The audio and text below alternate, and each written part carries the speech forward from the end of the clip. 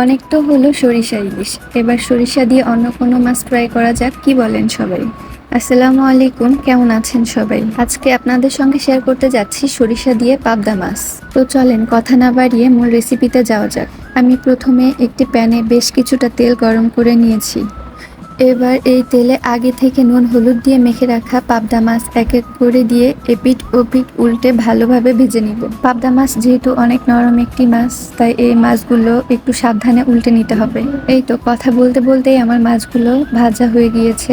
এবার মাছগুলো আমি অন্য একটি প্লেটে উঠিয়ে নিব এবং কড়াইতে যে তেল ছিল সেই তেলের মধ্যে আমি বেশ কিছুটা পেঁয়াজ দিয়ে একটু ভালোভাবে ভেজে নিব।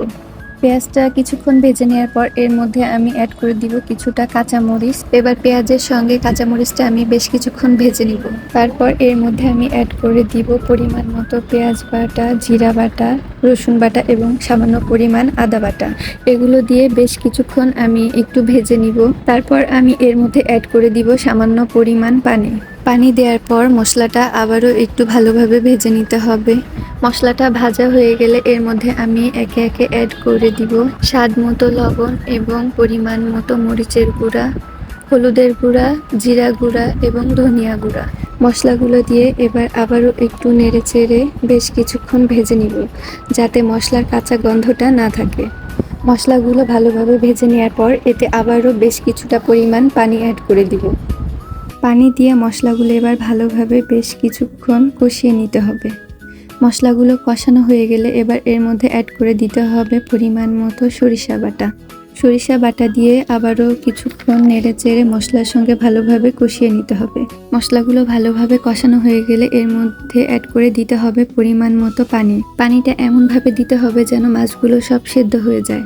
তো পানি দিয়ে মশলার সঙ্গে ভালোভাবে নেড়ে চেড়ে মিশিয়ে নিব এবং অপেক্ষা করব বলক আসা পর্যন্ত। বলক চলে আসলে এবার ভেজে রাখা মাছগুলো দিয়ে নেড়ে চেড়ে ঢাকনা দিয়ে ঢেকে দিতে হবে এবং 5 থেকে 7 মিনিট পর ঢাকনাটি খুলে উপর থেকে এর মধ্যে কিছুটা পরিমাণ ধনিয়া পাতা ছড়িয়ে দিব। এবার 3 থেকে 4 মিনিট অপেক্ষা করার পর যখন দেখব তেলগুলো মাছের গায়ে গায়ে ভেসে উঠেছে, তখন চুলা থেকে নামিয়ে নিব।